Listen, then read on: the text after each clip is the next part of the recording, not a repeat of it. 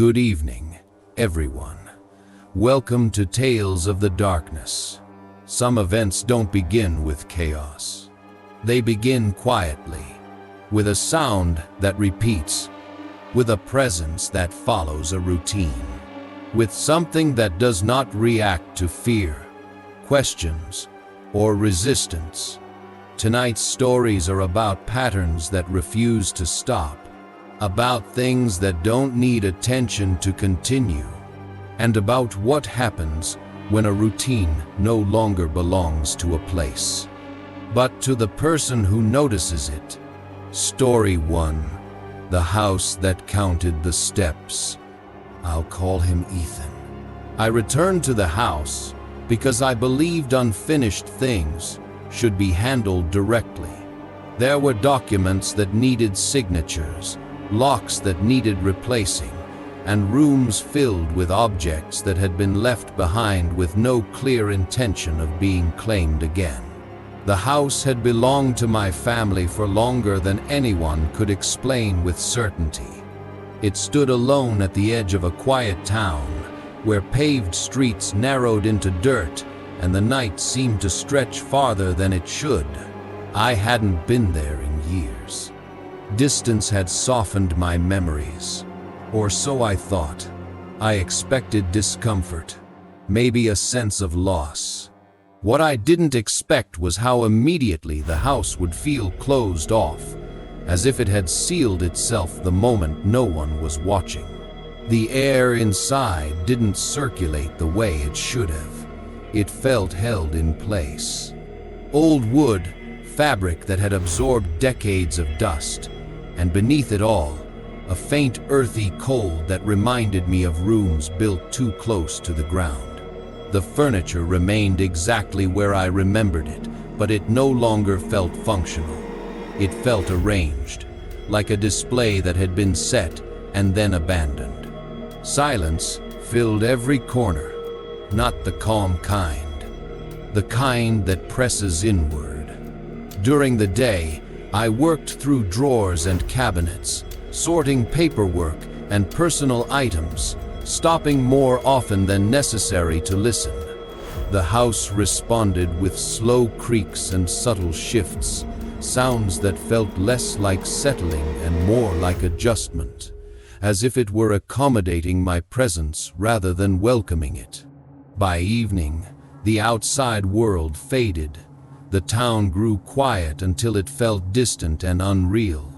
I ate alone in the kitchen, keeping the lights on longer than necessary.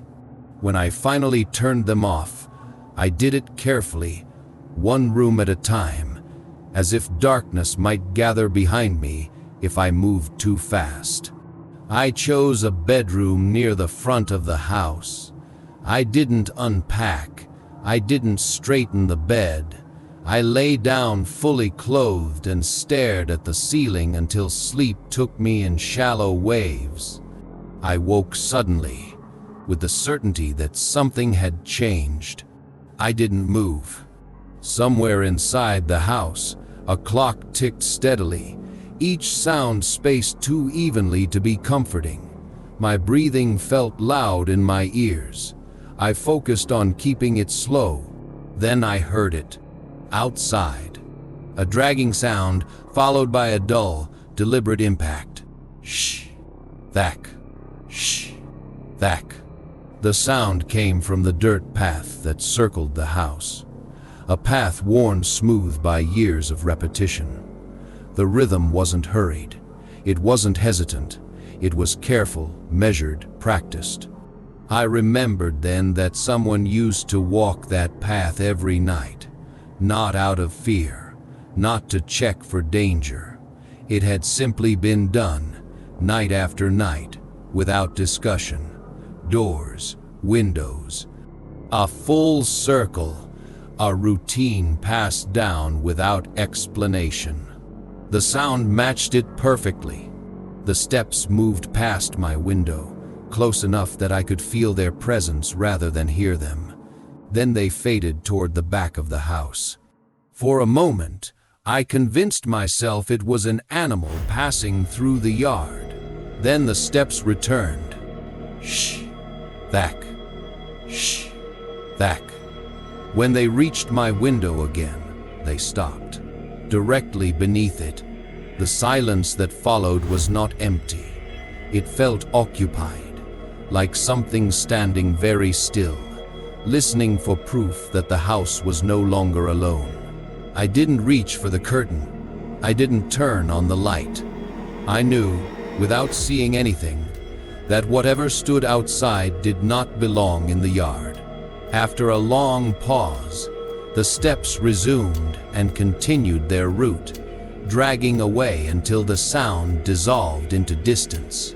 Morning made the fear easier to dismiss.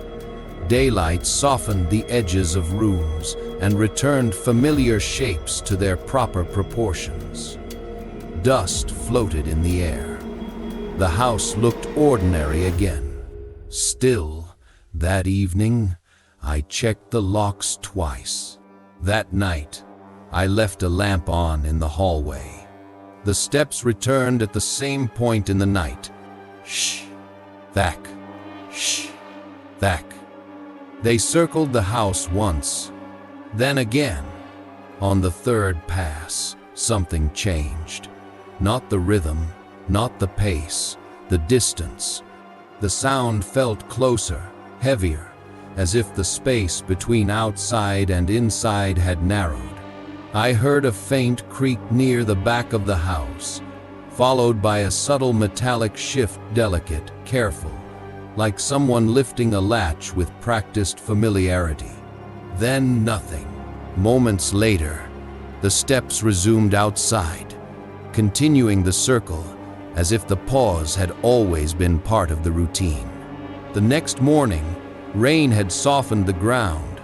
When I stepped outside and followed the path, I saw them. Bare footprints, narrow, thin, human enough to be unsettling. They traced the path perfectly and stopped at the back door. And then they ended. That night, the sound moved inside. Shh, thack. Shh, thack. It traveled down the hallway and stopped outside my bedroom door. The air turned cold, heavy, as if the night itself had crossed the threshold. I waited for the handle to turn. It didn't. After a long silence, the steps continued, finishing the route. I understood then that it wasn't searching. It wasn't curious. It was completing something that had never stopped. At first light, I left the house. I returned only during the day until everything was finished.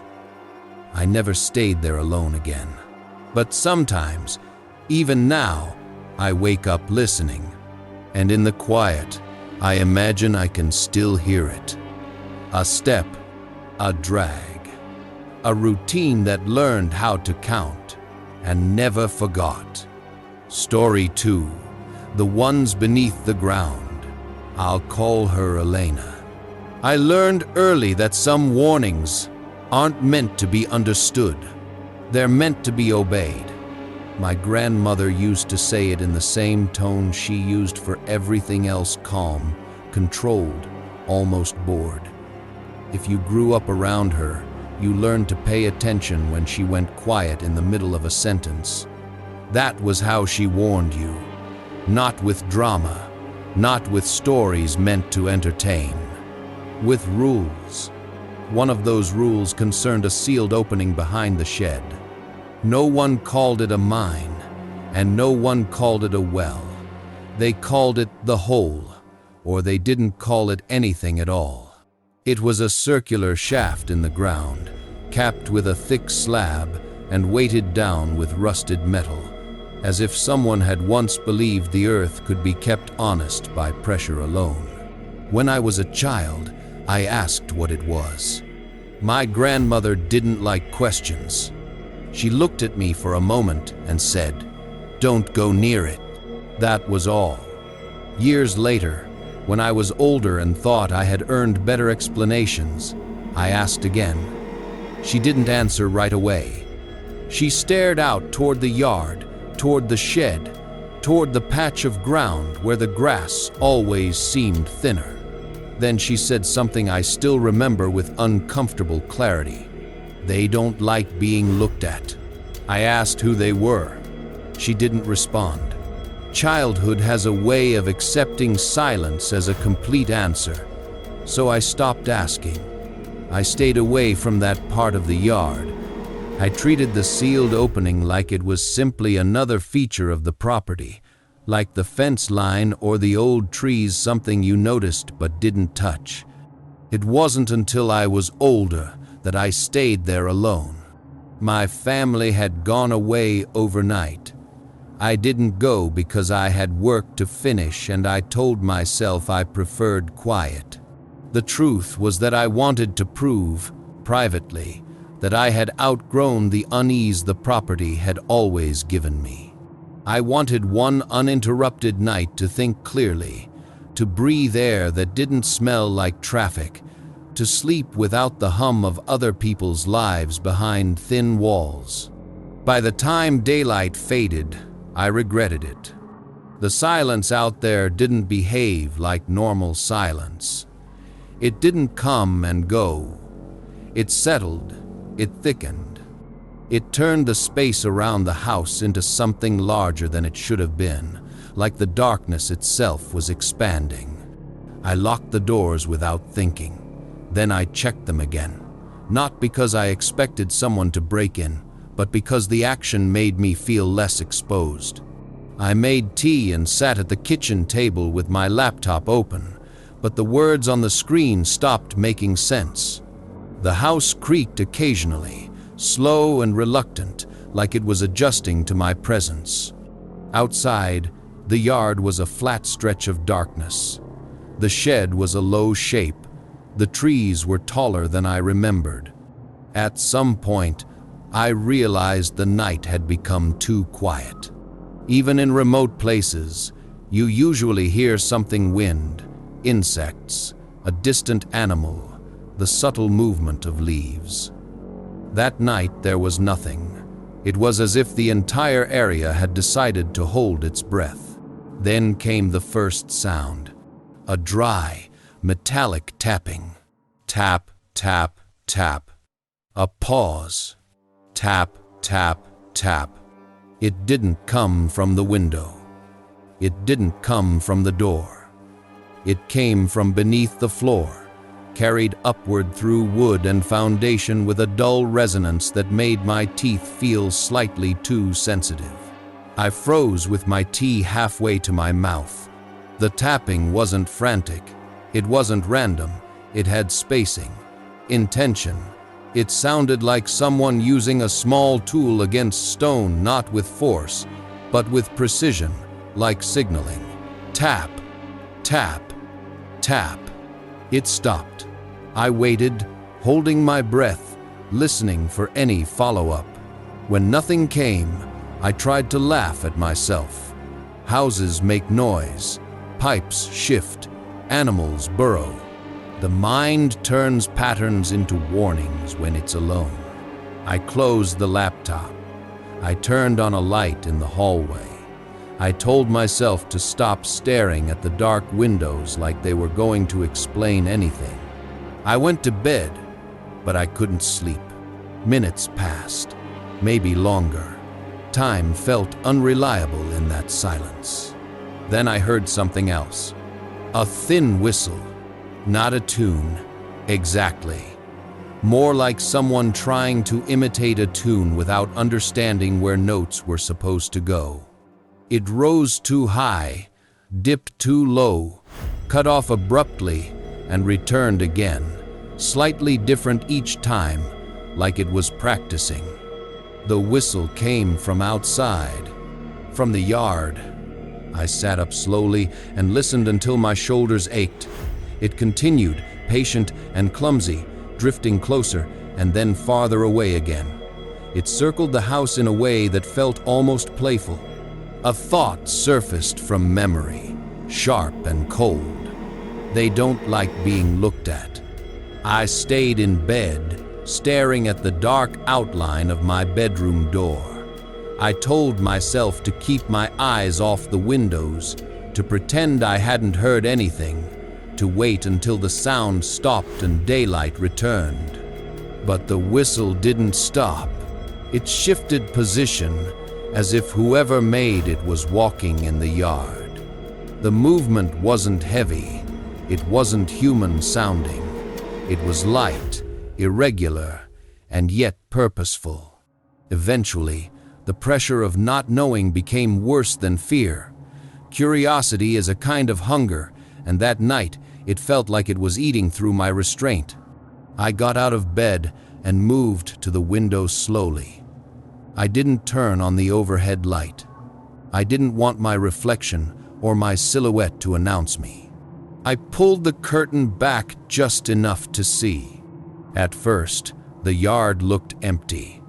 A flat field of darkness with faint moonlight on the hard earth. The shed was a darker shape. The trees stood in a motionless line. Then something shifted near the shed. 3 small figures moved through the yard. They were about the size of children, but their proportions were wrong. Their arms hung too long. Their heads seemed too large, their torsos too narrow. They moved the way an imitation moves, like something had watched people walk and tried to copy it, but never quite learned what to do with knees and balance. The whistle came from them. One of the figures held something that caught the moonlight, briefly metal or stone, I couldn't tell. It flashed once, then disappeared as the figure turned its hand inward, hiding it against its body. They were moving toward the house. Slowly, deliberately. I stepped back from the window, so fast, I nearly stumbled. My breath came too quick, too loud. My mind scrambled for normal explanations, but nothing fit. Not animals, not trespassers, not anything that made sense. The whistle stopped. A new sound replaced it. A single, solid impact against the front door. Not frantic pounding, just one firm hit, like someone placing their weight against the wood to let the house feel them. Then came the scraping.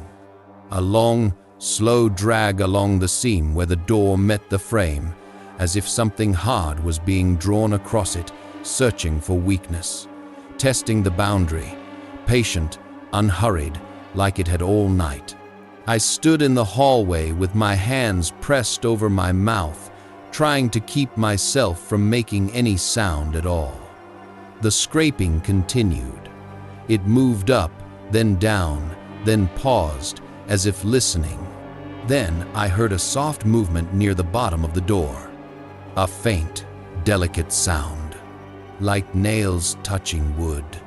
Against every instinct I had, I lowered myself to the floor and looked toward the gap beneath the door.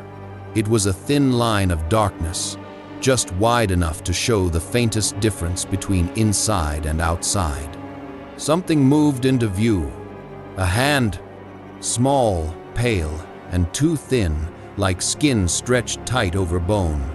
The fingers were long enough to look wrong, and the nails were narrow and dark, ending in points that seemed too sharp to belong to anything living. The hand moved carefully, not scratching wildly, feeling, tracing the outline of the door as if mapping it. The nails touched the wood with a soft, precise rhythm. Then, the fingers paused, and I felt, with sudden certainty, that it had found me not by sight, but by breath, by heat, by the simple fact of a living body sitting on the other side of the door. The fingers curled slightly, almost thoughtful. Then the hand tapped the wood. 3 times. Tap, tap, tap. The same rhythm from beneath the floor. My stomach tightened so hard it felt like pain. I pulled back from the door and pressed myself against the wall, eyes wide, trying to keep my breathing silent. The house around me felt smaller now, as if it had contracted. Silence returned. Not relief, a waiting silence. The kind you feel when someone on the other side expects you to respond.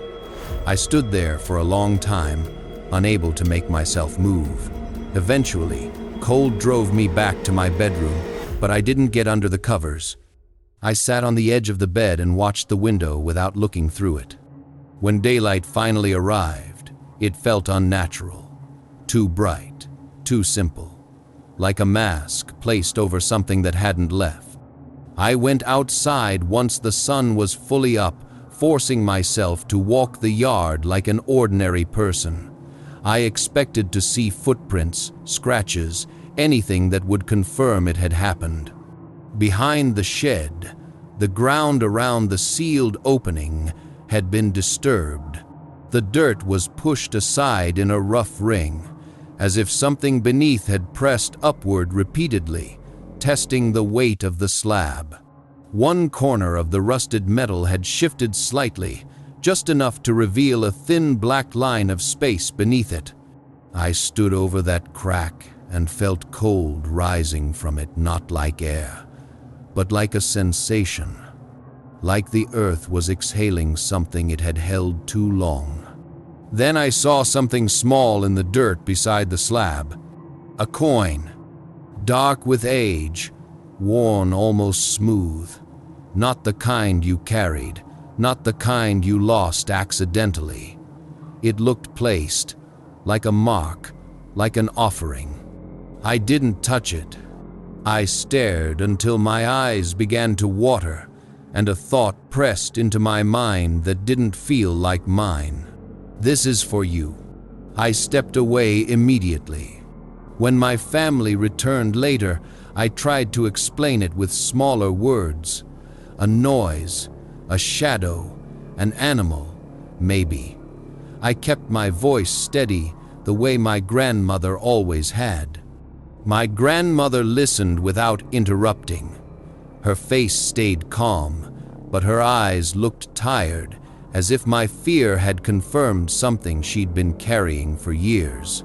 When I finally admitted what I'd seen at the door, she didn't ask for details. She only said, quietly, as if she had been waiting her whole life to say it to the right person, "Don't look at them when they come up." I swallowed hard. She met my eyes. "Because once you look," she said, "they remember you." That night, I didn't stay there. I left before the sky fully darkened, driving until there were streetlights and other cars and ordinary noise. I told myself distance would break the connection, that whatever I'd heard belonged to that property, to that sealed opening, to that patch of ground. But the sound didn't stay behind as neatly as I wanted it to. Sometimes, when I'm alone in a quiet room and the world feels too still, I hear it again, not clearly, not fully, but enough to make my skin prickle. Tap, tap, tap. And when I close my eyes, I see 3 small shapes moving through a dark yard, walking the way something walks when it has learned the pattern, but never learned what it means. Because I did what I was never supposed to do. I looked. Story 3. The road that refused to end. I'll call him Nathan. I had been driving at night for so long that darkness no longer felt unusual. When you spend enough time on the road after most people have gone to sleep, your sense of distance changes. Familiar routes blur together. Landmarks lose their meaning. You stop thinking in terms of places and start thinking in stretches of road, in curves, in how long it takes for your headlights to reach the edge of what you can see. That night wasn't supposed to be different. I had taken the same drive dozens of times before, a quiet route that cut away from the main roads and looped back toward the outskirts of where I lived.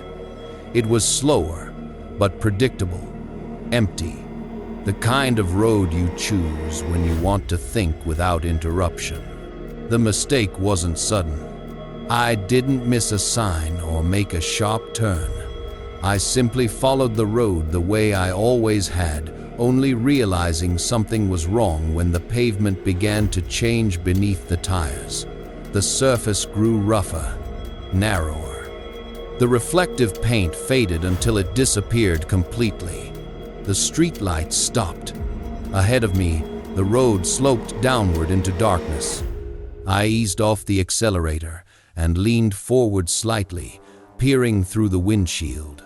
My headlights carved out a short tunnel of visibility, revealing cracked asphalt and weeds pushing through seams that hadn't been repaired in a long time. At the edge of the light, the road ended. Not at an intersection, not at a barrier. It simply stopped, dropping away into blackness like something unfinished. I slowed to a stop well before the edge, heart beating a little faster now. I told myself I had taken a wrong turn, that this was some forgotten access road, poorly marked and never updated. I began turning the wheel to reverse. That's when I noticed the fire. On the right side of the road, just before the drop, a small fire burned low against the ground. The flames were weak, barely bright enough to push back the darkness around them. They gave off no smoke that I could see, no sparks, no movement beyond their steady, colorless flicker. 4 people sat around it. They were close together, knees drawn in, hands extended toward the heat. They didn't look surprised to see me. They didn't turn their heads all at once or react the way people usually do when headlights suddenly appear. One of them lifted her face and looked directly at me. Her expression was calm, too calm. The firelight touched her features just enough to show they were wrong in subtle ways. Too smooth, too stretched. Her eyes reflected the light strangely, making them look hollow rather than bright. She smiled. No sound came from her mouth. I should have turned around immediately. Instead, I rolled forward slowly, telling myself I would pass them and turn around farther down. The idea of reversing in front of them made my skin crawl more than moving past them did. As I crept closer, something caught my attention near the ground. Their shadows. The fire behind them cast long silhouettes across the road, but the shadows didn't match their bodies. The people sat still, barely moving. Their shadows shifted constantly. They stretched away from the fire, twisting, sliding along the pavement like living things. One of them elongated unnaturally, reaching across the road toward my car, thinning as it moved, as if it were being pulled rather than cast. My hands tightened on the steering wheel. I pressed the accelerator harder. The car surged forward, engine protesting slightly as I passed the fire. For a brief moment, the light filled my peripheral vision, and I saw something else. The people weren't sitting. They were crouching, balanced on the balls of their feet, bodies tilted forward like they were ready to move. The instant my car cleared them, something heavy landed on the roof. The impact was solid enough to rattle the interior and send a shock through the frame. I flinched, fighting the instinct to slam on the brakes. The rear-view mirror shook violently, blurring the image behind me. When it settled, I looked. One of them was following the car. She wasn't running. She wasn't walking, either. Her feet barely touched the ground as she moved forward, body gliding in a way that ignored distance.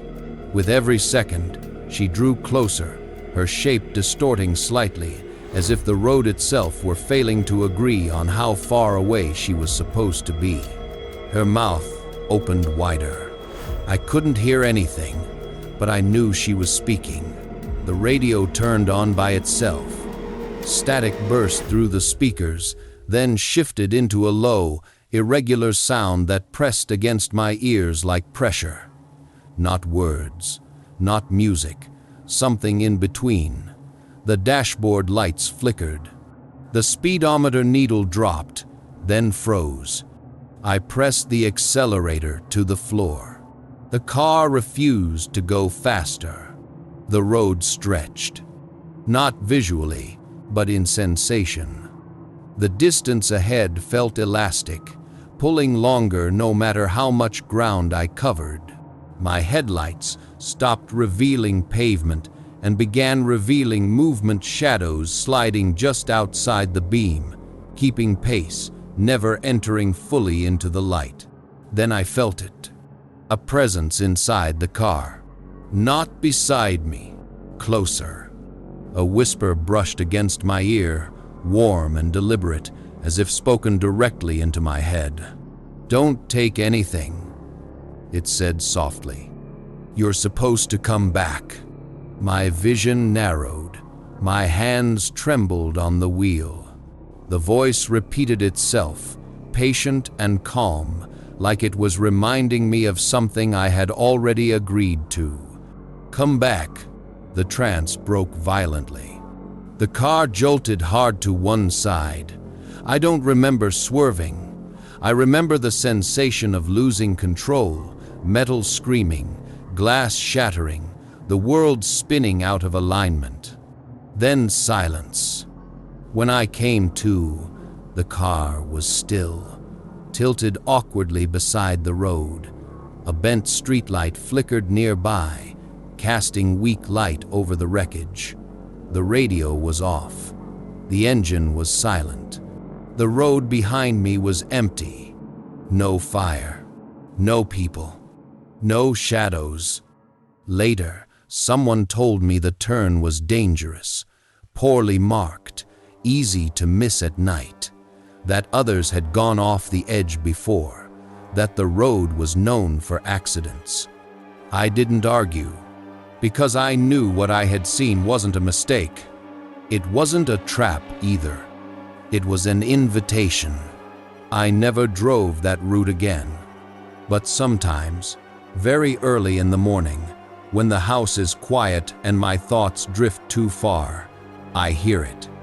A heavy impact above me. Not loud, not violent. Just enough to remind me that something once followed my car and expected me to return. Story 4. The dog that never showed its teeth. I'll call him Caleb.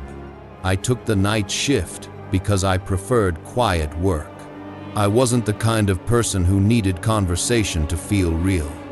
I liked routines that didn't require anyone to explain themselves. At night, there were fewer interruptions, fewer small mistakes caused by distraction, fewer people asking questions that didn't matter. The job was simple. I guarded a vehicle yard on the outskirts of an industrial area, far enough from residential streets that the world felt distant. Rows of trucks and trailers sat in long, silent lines. During the day, mechanics and drivers came and went. At night, the place belonged to security lights and shadows. On my first shift, the supervisor walked me through the basics: gates, cameras, patrol schedule, emergency numbers. Then he gave me one rule that didn't fit with the rest. "If you hear a dog at night," he said, "and you can't see it, don't go outside." He said it like he was discussing weather. I waited for him to smirk. He didn't. "Don't call it," he continued. "Don't look for it. Stay inside. If it's going to happen, it will happen, whether you're outside or not." That last sentence stayed with me, mostly because it didn't sound like a rule. It sounded like resignation. I nodded, assuming it was a local superstition meant to scare new hires. But when I glanced at the other guards, none of them looked amused. No one rolled their eyes. They kept their attention on their boots, their hands, the floor, anything but the supervisor's face. The first few nights were uneventful. The yard was quiet. The lights stayed steady. The monitors showed the same empty lanes between trucks. Sometimes wind moved loose straps or rattled a sheet of metal somewhere far away, but nothing unusual. Then, on a night that felt no different from the others, I heard breathing outside the guard room. Low, deep, wet, not human. The guard room was a small building near the main gate, made of thin metal and reinforced glass. It had a narrow cot, a desk, and a few monitors that showed camera feeds. I was seated at the desk when the sound started soft at first, as if something had pressed its face close to the door and exhaled slowly. I stayed still. I listened harder. The breathing continued, patient and steady, as if whatever was outside had all the time in the world. Then came the footsteps. Heavy, not hurried, not clumsy.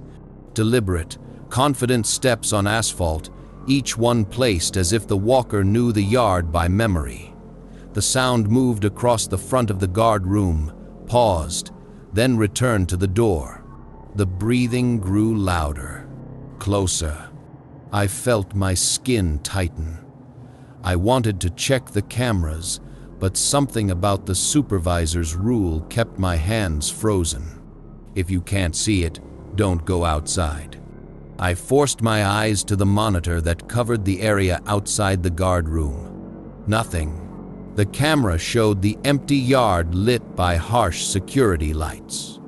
No movement, no shadow, no shape. The image was clean and flat, like a still photograph. But the breathing was right there. A handprint appeared on the glass. Not in dirt, not in grease, in condensation. A full palm, 5 long fingers, pressed and held for a moment, then slowly dragged downward as if whatever made it was leaning in, letting the moisture of its contact mark the surface. I watched it happen without seeing the hand itself. The print formed, slid, and vanished as the moisture evaporated into the cold air. Then came a sound I will never forget. A soft scratch, not nails against glass. More like something dragging a rough surface along the metal door frame. Testing the seam, searching for a weakness with slow patience. I didn't move. I didn't speak. The yard outside remained empty on every camera. After a long stretch of time, the breathing faded. The footsteps moved away, heavy and unhurried, disappearing somewhere between the rows of trucks. The rest of the shift passed in a thin, trembling silence. When morning came, I told myself it had been stress, imagination, the mind turning quiet into threat. I didn't mention it to anyone. I didn't want the other guards to laugh, but they didn't have to laugh. They already knew. A few nights later, a stray dog showed up. It appeared near the gate at dusk, thin to the point of looking fragile, ribs visible beneath patchy fur, one ear bent at the wrong angle, one eye cloudy. It moved carefully, as if it expected to be chased away. Instead, it walked straight to the guard room and sat down in front of the door. It didn't bark. It didn't whine. It simply sat there, facing the yard, as if it had a job. The other guards accepted it without comment. Someone left a bowl of water outside. Someone else dropped food near it. No one asked where it came from. No one tried to name it. Night after night, the dog stayed in front of the guard room, and the breathing never returned. Weeks passed, and I started to relax again. The dog became part of the routine, something I saw in my peripheral vision whenever I checked the monitors, a still presence at the threshold. Then one night, the dog stiffened. I noticed it on the camera first. Its body went rigid, head lifting slightly, ears angled toward the yard. It didn't growl yet. It simply focused. Then I heard the sound above me, a heavy impact on the roof. Thump. The light fixture rattled slightly, and a small scatter of dust fell from the ceiling. The dog outside rose slowly, turning toward the guard room as if placing itself between the building and whatever had landed above it. Something moved across the roof. Slow. Dragging. Skrr. Skrr. Skrr. The sound traveled from one side of the guard room to the other, deliberate and unhurried, as if whatever was up there was tracing the shape of the building.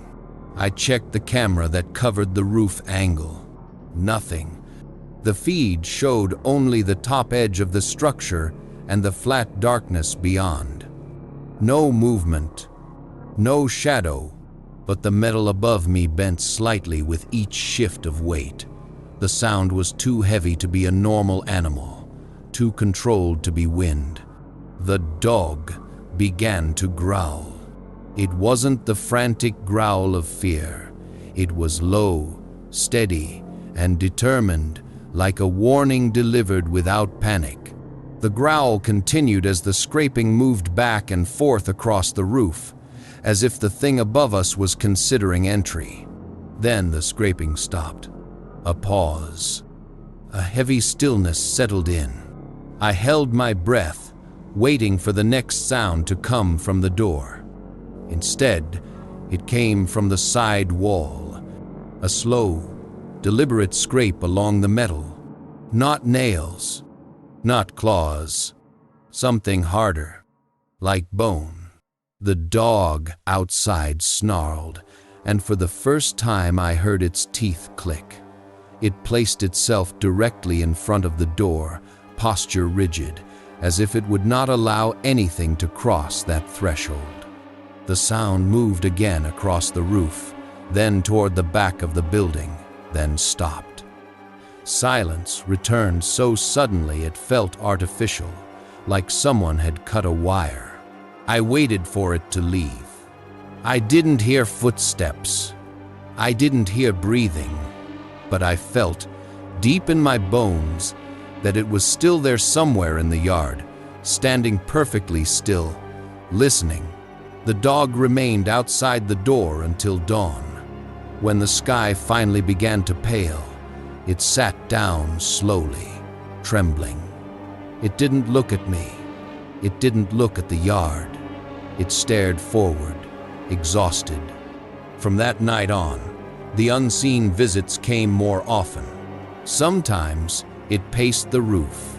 Sometimes it circled the guard room. Sometimes it only breathed outside the door. The cameras never showed it.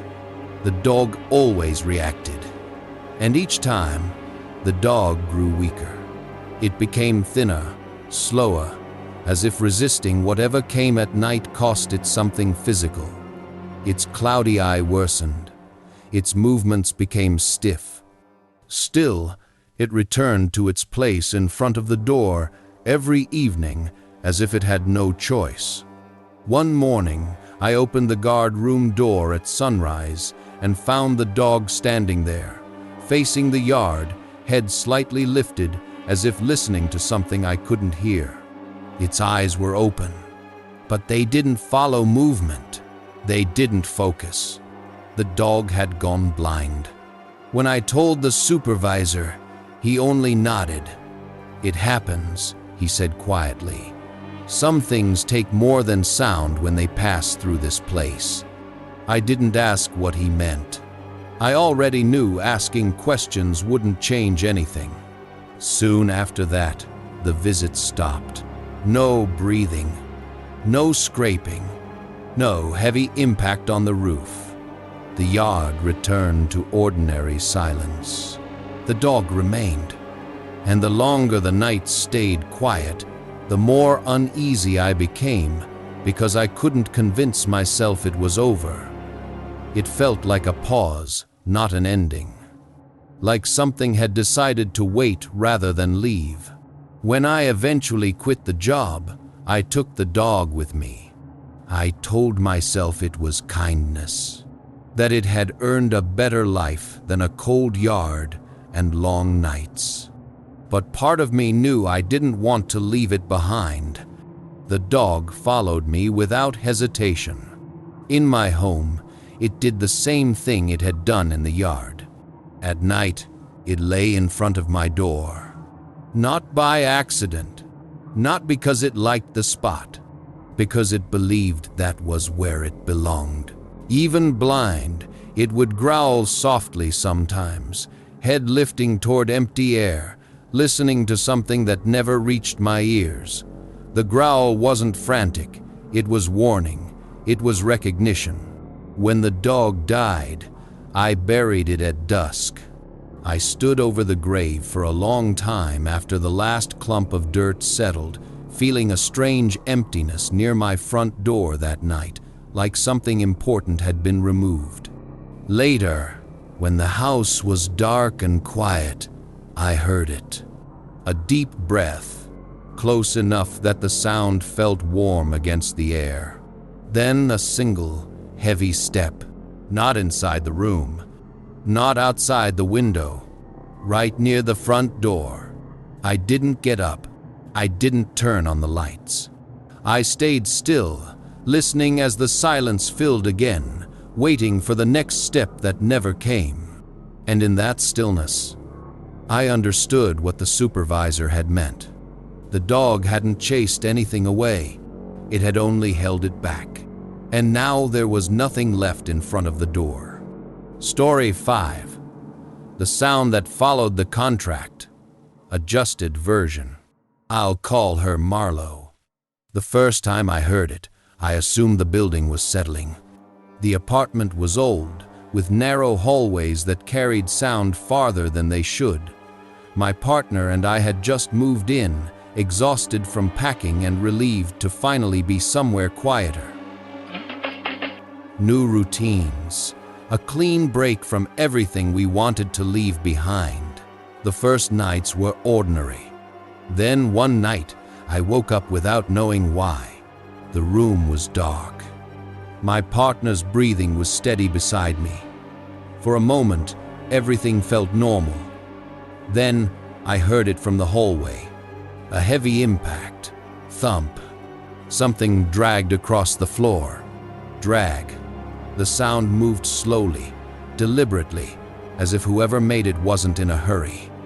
It stopped outside our door, paused long enough for my skin to tighten, and then continued down the hallway until it faded. I didn't sleep after that.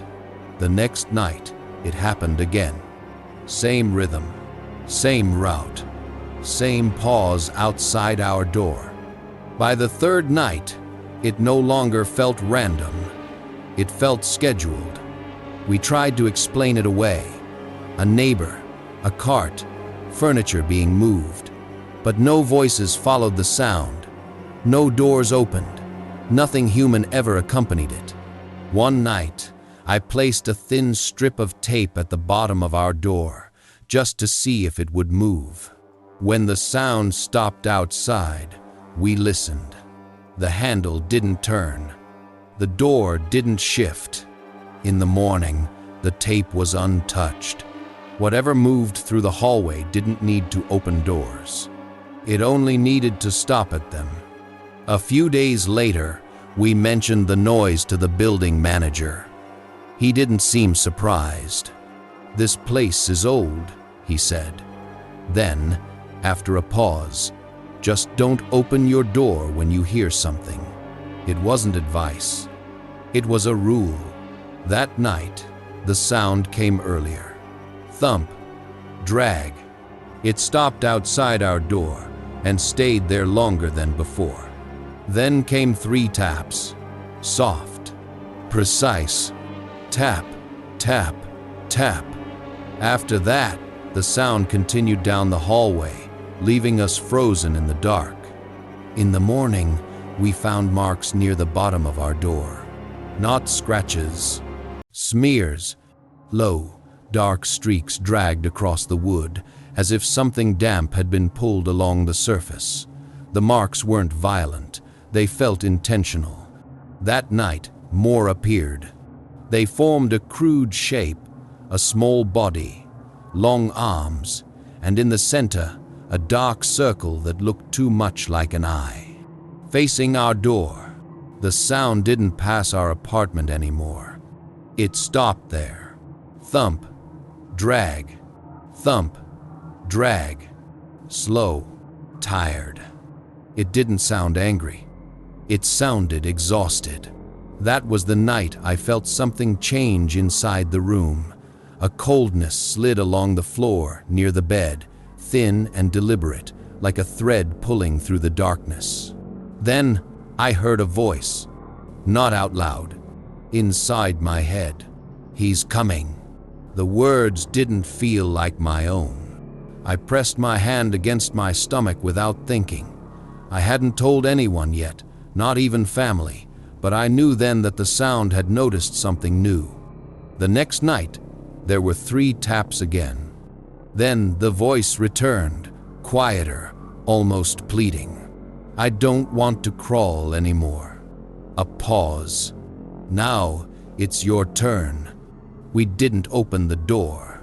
We stayed silent until morning. When daylight came, the drawing on the door had changed.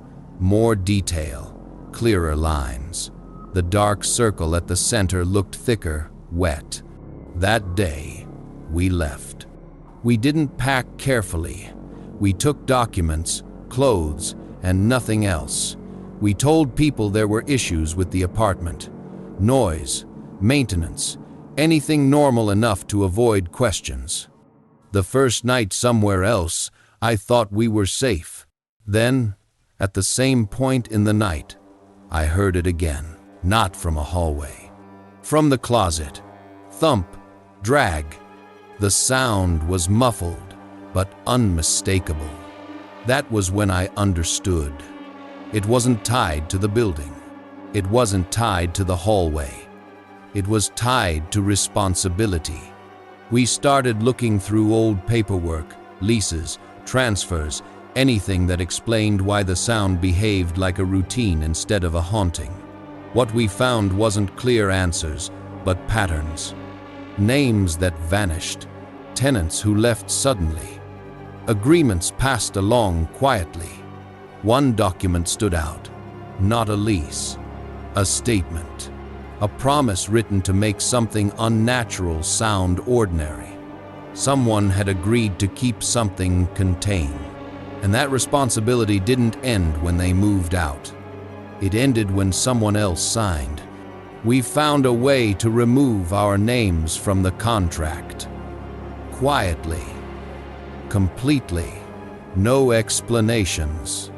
The night after it was finalized, the sound stopped. No thump, no drag, no tapping. Days later, someone we barely knew contacted us. They had moved into a new place. The building was old. The hallways were narrow. And they asked, carefully, "Have you ever heard something at night? Like a thump and then a dragging sound?"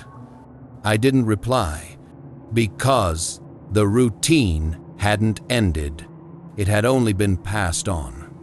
And somewhere, behind a door that no longer belonged to us, something tired and patient was repeating its pattern again. Thump, drag, waiting for the next name to be written down. This concludes Tales of Darkness. Some people believe fear comes from chaos, from things that appear suddenly and disappear just as fast. But the stories you've heard tonight suggest something different. That fear can be patient, that it can follow routines, that it can move quietly from place to place, waiting for the right moment to continue. Footsteps that never change their route, sounds that return at the same hour, presences that don't need attention to exist. They don't chase, they don't rush, they wait.